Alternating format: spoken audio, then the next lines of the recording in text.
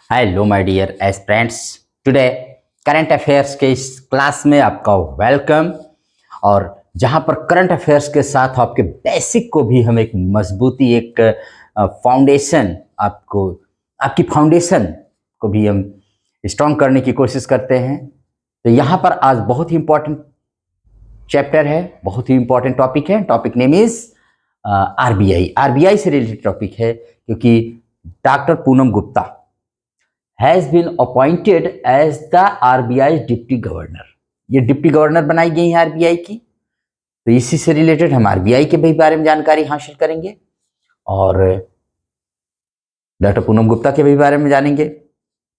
The government of India has appointed doctor Poonam Gupta director of the new Delhi based think tank National Council of Applied Economic Research NCAR as the new deputy governor of the Reserve Bank of India. Reserve Bank of India, इसी को RBI कहते हैं।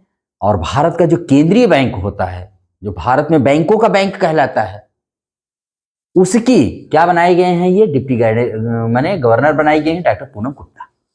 किसने appoint किया? भारत सरकार ने appoint किया है।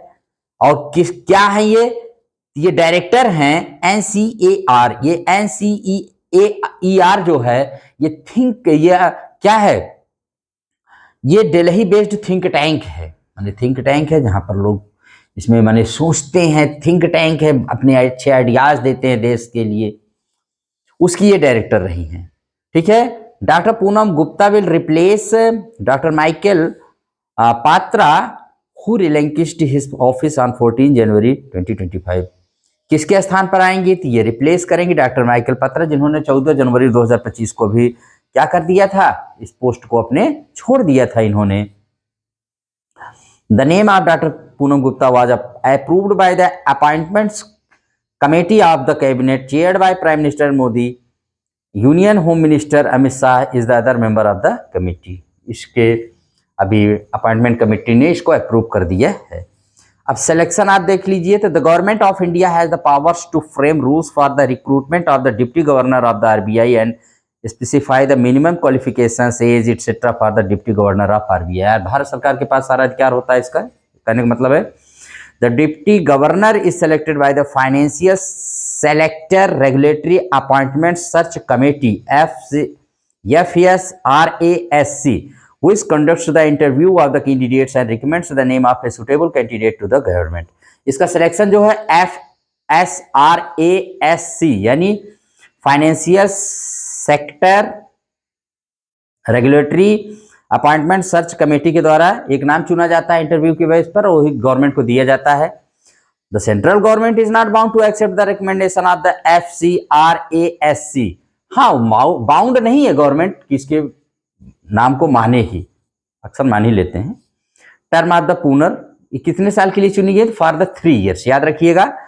और legal provision regarding the deputy governor of the RBI, according to section 8 of the RBI act 1934 there shall be maximum of 4 deputy governors of the RBI. 1934 का एक्ट 8 क्या कहता है? Section 8 of the RBI act 1934 कहता है कि 4 उप governor होंगे RBI में, 4 डिप्टी गवर्नर्स होंगे।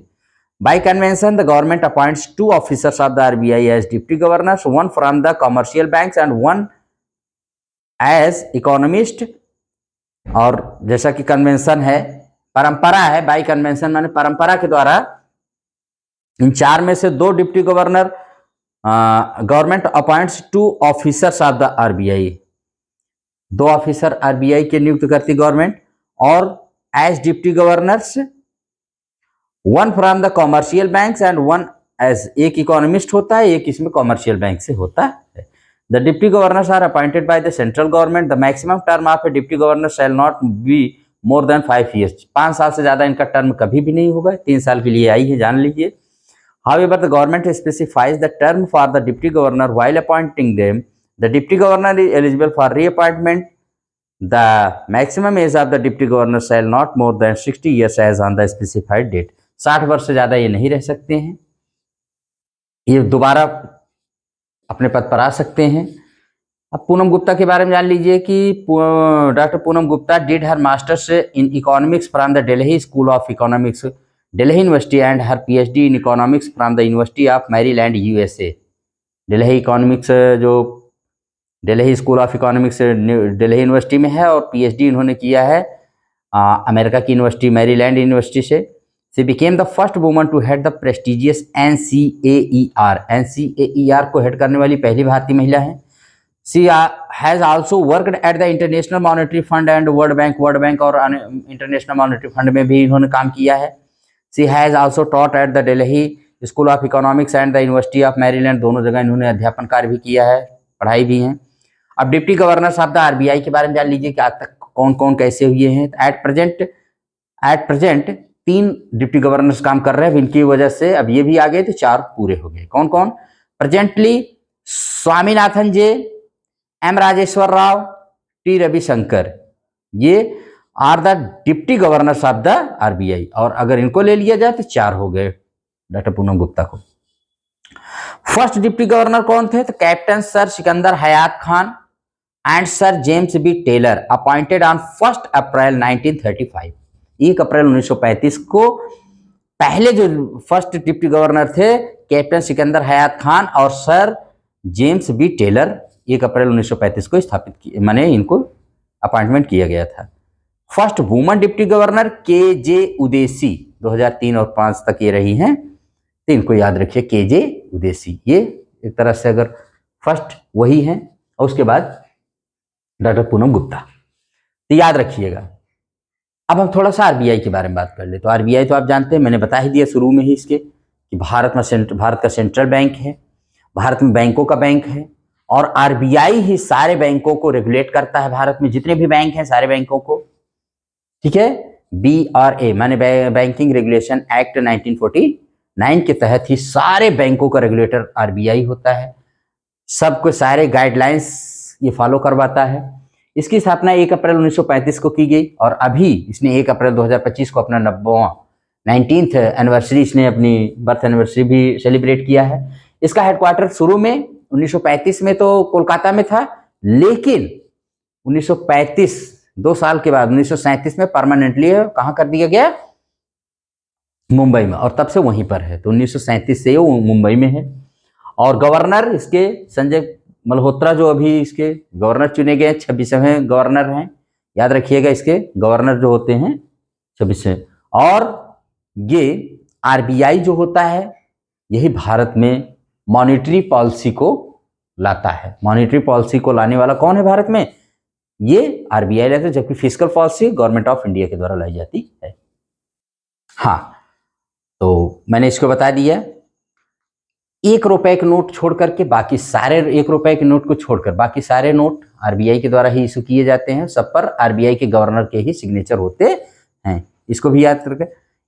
हिल्टन यंग कमीशन के आधार पर की सिफारिश पर आरबीआई की स्थापना की गई थी। इसके पहले गवर्नर थे सर ओसबॉर्न स्मिथ और फर्स्ट इंडियन गवर्नर थे सीडी देशमुख, ठीक है, याद रखिएगा, वेरी वेरी इंपॉर्टेंट है।